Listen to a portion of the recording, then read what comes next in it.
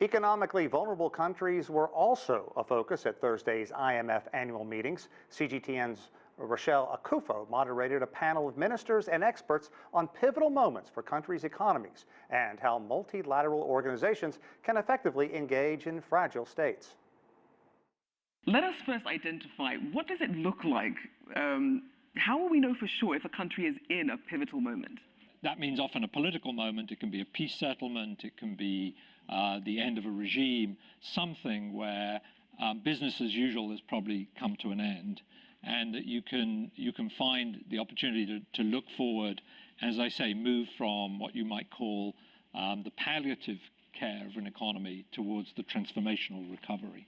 And Ahmad, I want to bring you in here because a lot of times women are left out of the conversation. And we know that you've stressed the importance of women in terms of being catalysts, especially when it comes to reform in Arab countries, even amid incredible odds. Tell us about the importance of women in this.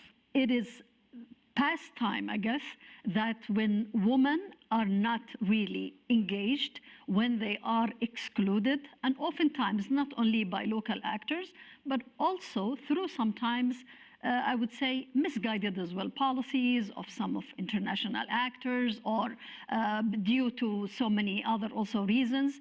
The bottom line here is that it is very important, and I think as all the gentlemen have been speaking about this pivotal moment, to me the pivotal moment is truly when it comes from within, with the whole participation of all elements of the societies, and not excluding that major part of the society, which are women, girls, and the rest, of course, of the other groups. Nazanin, I do want to bring you in here. Now, the International Crisis Group highlights 7 opportunities for peace in 2019 and 2020, 5 of which are country-specific: the Democratic Republic of Congo, Yemen, Venezuela, Afghanistan, and Sudan. And we know that fragility is often compounded when it comes to things like conflict and fragility.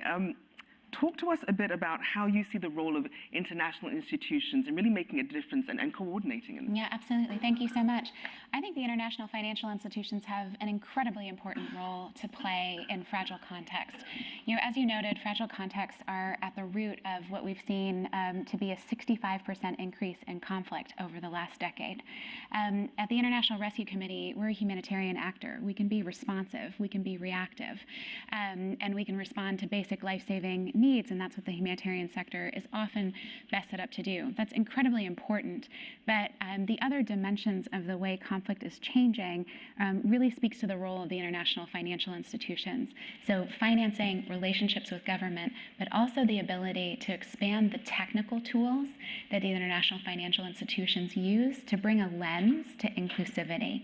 So think about the IMF's incredible research and analysis around labor force participation and what it would mean to extend that to displaced and refugee populations when we know that there's a whole host of barriers to refugee labor force participation and financial inclusion.